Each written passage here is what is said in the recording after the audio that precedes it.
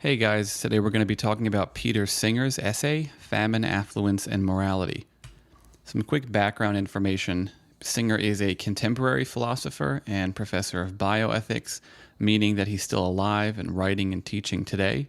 And actually, he just was featured in an article with a bunch of other people where he talks about the ethical issues surrounding coronavirus and trying to balance economics with safety and talking about all these public policy issues. So if you Google Singer and coronavirus, you'll see the interesting thing that I came across the other day. But also he's famous for his arguments about global justice, which is the thing we're going to be talking about today, and veganism, which is not something we're talking about today, but is something you might want to look into if that interests you. So here's the opening question for today. To what extent are you obligated to help other people? The question kind of presupposes that you are obligated, which maybe you have an issue with already, but let's kind of sidestep that for the moment. Let's assume you have some kind of obligation, right? One question is, what extent are you obligated? Like, how much obligation is there? And similarly, are you obligated to all people equally? Or do the levels of obligation you have differ from person to person or group to group? And this is going to frame the whole conversation for today. But he starts off on 229 by saying, as I write this in November 1971, people are dying in East Bengal from lack of food, shelter, and medical care. The suffering and death that are occurring there now are not inevitable, not unavoidable in any fatalistic sense of the term. Constant poverty, a cyclone, and a civil war have turned at least 9 million people into destitute refugees. Nevertheless, it is not beyond the capacity of the richer nations to give enough assistance to reduce any further suffering to very small proportions. The decisions and actions of human beings can prevent this kind of suffering. Unfortunately, human beings have not made the necessary decisions. At the individual level, people have, with very few exceptions, not responded to this situation in any significant way.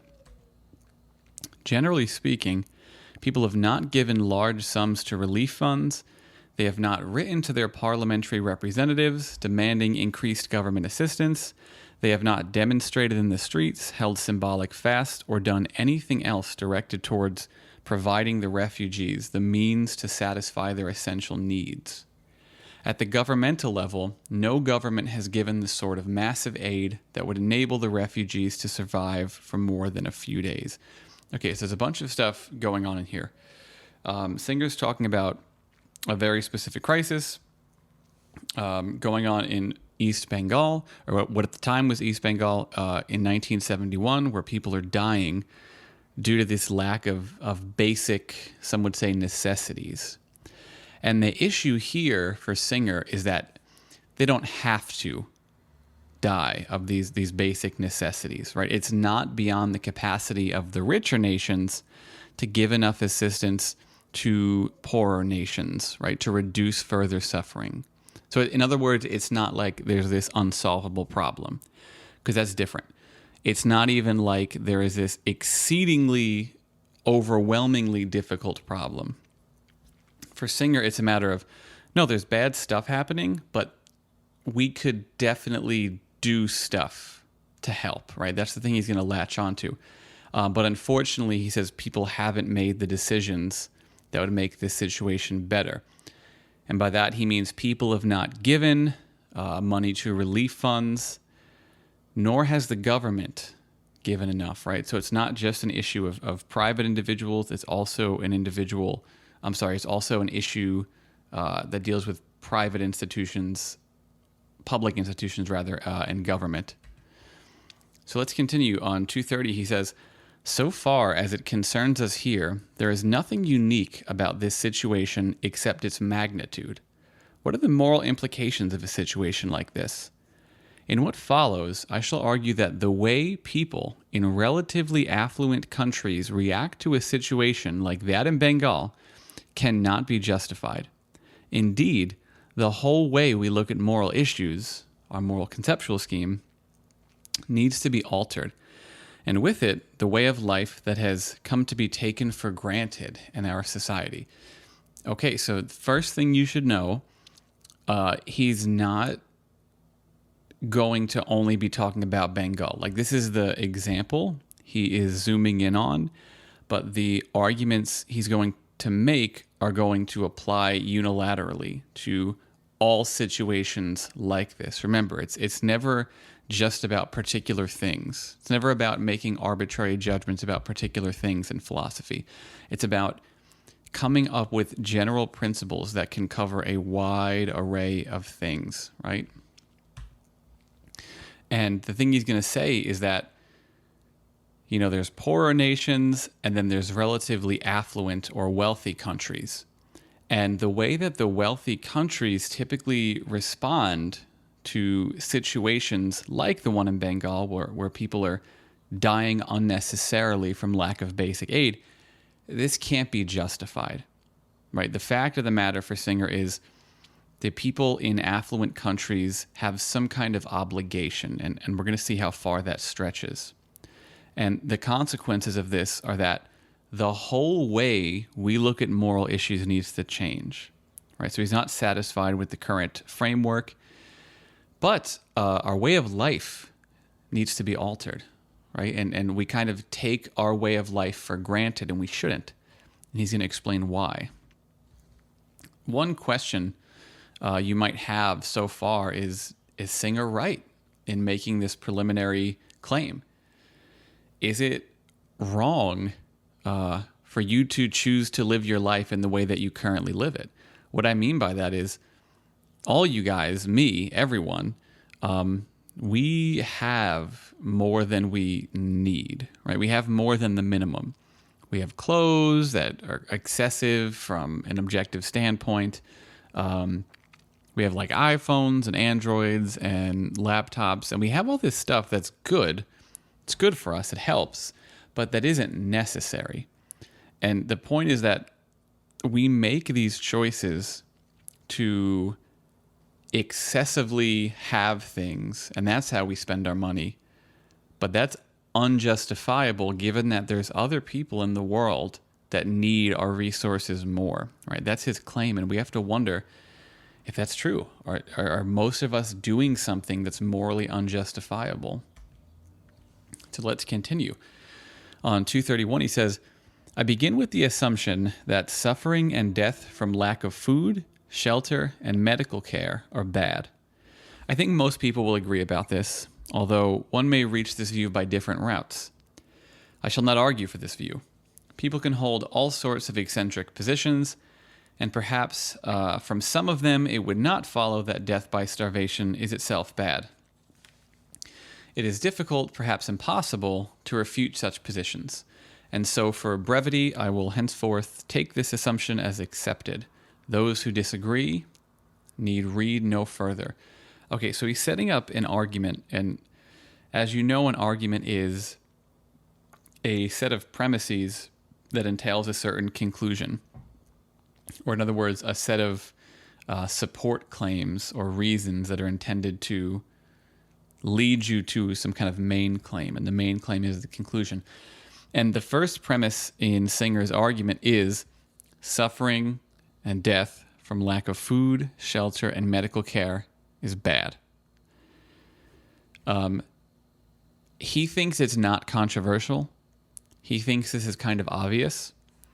And so since it's obvious, he's not going to argue for this view. He thinks it's kind of, it would distract from the main issue. He wouldn't be able to write about the main issue. It's like a waste of time. There may be some interesting arguments surrounding this premise, but the sake of his paper right now is not to argue for something like so basic. He's just going to take it as a given that we all think that dying from these things are bad. And so he says, if you don't agree with the premise that people dying from food and shelter are bad, then like you don't even need to read. Right? So this is kind of a common sense approach. But that's not all he says. On 231, he says, my next point is this. If it is in our power to prevent something bad from happening without thereby sacrificing anything of comparable moral importance, we ought morally to do it. By without sacrificing anything of comparable moral importance, I mean without causing anything else comparably bad to happen, or doing something that is wrong in itself, or failing to promote some moral good comparable in significance to the bad thing that we can prevent. This principle seems almost as uncontroversial as the last one. It requires only to prevent what is bad and not to promote what is good. And it required, this requires that we do it only when we without sacrificing anything that is from the moral point of view comparably important. So this is definitely an interesting take. He's saying, if it is in your power to prevent something bad from happening, you should do it. So it's not like he's saying you need to go out of your way to find out about every bad situation that's happening somewhere and then intervene, right? He's not even going that far. He's saying if you find out about something and it's in your power to prevent it from happening, you should do it. But he's making an even weaker claim than that. And by weak, I don't mean not good. I mean kind of it requires less of us. It's like less controversial. That's what it means. The weaker claim is a less controversial one. So he's trying to make a not controversial claim. He says it's not even like you need to go out of your way to prevent something bad from happening. He's saying only do that when doing it doesn't result in you sacrificing anything of comparable moral importance. So he's not saying give so much that you yourself wind up in a bad situation. He's just saying if you can help out without putting yourself in a bad situation, without putting yourself in circumstances that are comparable, then do it, right? So it's a very non-controversial idea for him. And it's also not controversial, he thinks, because it doesn't actually require us to promote the good, quote unquote. It only requires us to prevent what is bad. So it's more of a negative than a positive. The positive might require more of us, but preventing badness is even less. He says, an application of this principle would be as follows, and this is a famous example. If I am walking past a shallow pond and see a child drowning in it, I ought to wade in and pull the child out. This will mean getting my clothes muddy, but this is insignificant, while the death of the child would presumably be a very bad thing. Okay, here's a thought experiment. Let's say you're going on a walk one day, and on your walk, maybe you're even wearing nice clothes, like you're on your way to an interview or something like that, and you're walking past a body of water. And then you notice, you hear some noise, you look, and then you see some arms flailing. And then you notice there's a child, a baby even maybe, drowning in the pond. And you know that it's a shallow pond, like something like 3 feet or less. I don't know. The question is, do you have an obligation to save that drowning child when doing so would require you to maybe make yourself be late, to go wherever you were going, maybe cause you to lose out on a nice pair of clothes that cost X amount of money? And Singer's point is, yes, you definitely do have an obligation to save the child. And he says it's because although you'd be ruining your clothes, the value of your clothes is way less than the value of a human life. So yeah, something bad's going to happen to you, but it's not comparably bad, right? It's of less moral importance than would be a drowning child, right? That's his idea, because that would be a very bad thing. But he digs deeper on the bottom of 231, going into 232. He says, the uncontroversial appearance of the principle just stated is deceptive. If it were acted upon, even in its qualified form, our life, our society, and our world would be fundamentally changed. For the principle takes, firstly, no account of proximity or distance. It makes no moral difference whether the person I can help is a neighbor's child 10 yards from me, or a Bengali whose name I shall never know 10,000 miles away. So it's not really about a drowning child, right? You always want to remember these are always fundamental arguments concerning principles and thought experiments about general principles, right? So it's not just about the shallow pond. The point is, if you admit that you have an obligation to save the drowning child, and you say that the reason you have that obligation is because you're sacrificing something of less importance when you save the child, then it would follow that that logic applies in situations where we're talking about global aid. When there is a poor country or a disease-stricken country and they need help, and we could give some of our money, not even all of our money, not even half of our money, not even half of our money, but we can give some money to help, and we don't, that's wrong. That's just like walking by and not saving the child from the pond for Singer. And the second idea here is not only that if we followed the logic consistently, then we'd have to change our lives, but that this doesn't rather take proximity into account. So it doesn't matter how close spatially the person is to you. Like, there's no difference between the obligation you have to a child that you're walking by than it does to a child halfway across the globe.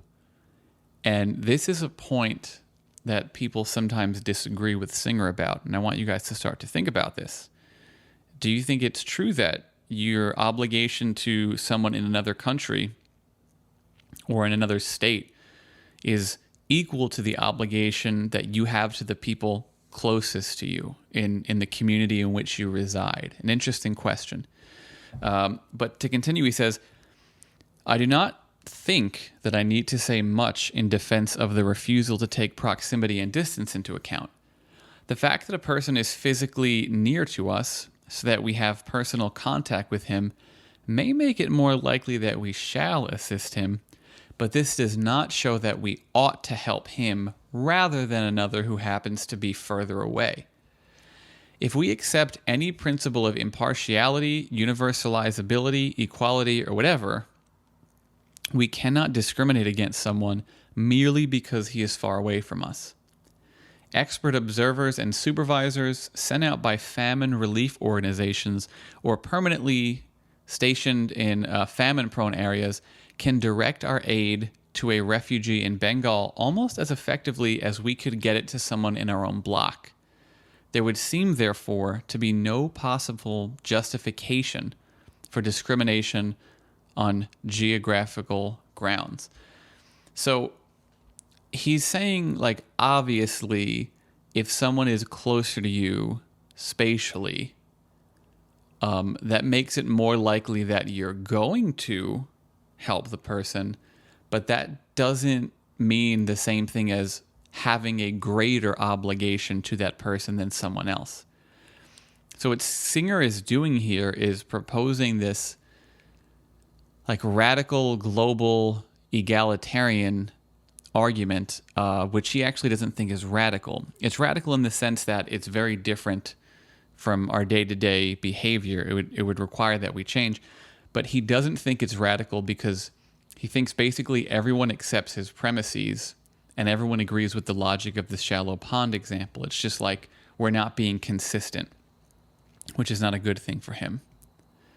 And you might initially object by saying, oh, but how can I help someone on the other side of the world? It's so much more difficult. And he says, okay, I get that, but it's not all the time, right? Like, there are people stationed in other countries meant to do these things, like waiting for donations.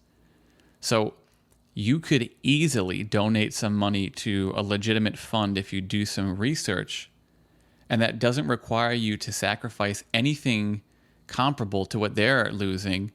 So there's not any real justification for saying, oh, I'm more obligated to the people in my country or in my community than people overseas. And if you want to check out a cool video that talks about the shallow pond example in more detail, and kind of walks you through a bunch of adjacent issues. Check out this video by the philosopher Matt Smolinski, where he explains and analyzes Singer's shallow pond example. Definitely a good one. And he even provides you guys with a link to a website that can show you legitimate charities, which is pretty interesting because you don't see that very often. But here are the questions that I want to leave you guys with. Is it true that distance makes no difference in terms of moral obligation? Because maybe even if you accept this like in the abstract upon first glance, you want to think about it, because who are the people closest to you? It's like your loved ones, your family. Is it true that you don't have a bigger obligation to those people? Maybe you do, but maybe it's not because of the close proximity. Maybe it's something else, but it's definitely something to think about, right? You hear people say these things like, we have to take care of our own first, and then we could take care, if we have extra, of people not in our yard, so to speak. But is that correct viewpoint? Because if we adopt Singer's logic, it's not the correct viewpoint, because we're not supposed to rank people in terms of like obligational hierarchy if our only complaint is something like distance, because that doesn't really turn out to be a real issue. And similarly, are there factors other than distance that could make a difference in moral obligation? Like, what if you are obligated to people close to you, but not because they're close, but because you can more directly affect change, or you have more knowledge of the situation, or family, is different than a stranger?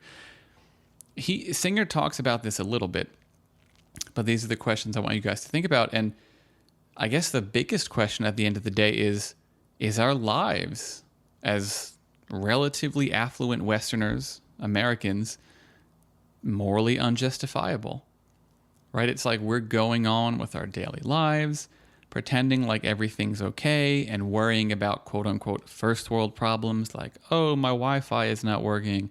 Oh, I need to buy a new iPhone. Oh, this application didn't work when I clicked it within 0.5 seconds, so I'm going to get angry. Like, are these real things to worry about? Are we wasting our time? Because Singer seems to be saying that it's not good for us to do this, right? Because all people are equal no matter where you live, and you should help out. And you'd be surprised, this is something that Singer talks about, how much you can help, even just by giving a little bit of money. You could afford to give more than that, definitely. But even just giving something helps way more than you would think. And it doesn't seem to make sense why we don't give. At the end of the day, it may have something to do with the fact that if we don't see it, we pretend it doesn't exist, right? You kind of put your head in the sand. But that way of dealing with global political issues would be considered immoral for Singer. And if you were to try to explain what Singer's doing, I think he would tell you that he's trying to make some kind of utilitarian argument, just one that's more specific to this kind of situation, and one that takes into account reasoning that someone like Mill maybe didn't take into account. But it seems like he's saying this isn't limited to utilitarianism. Like, maybe you can make a universal argument, a la Kant. Maybe you could make an egoistic argument, right? It's in my best interest to help people around the globe. I don't know.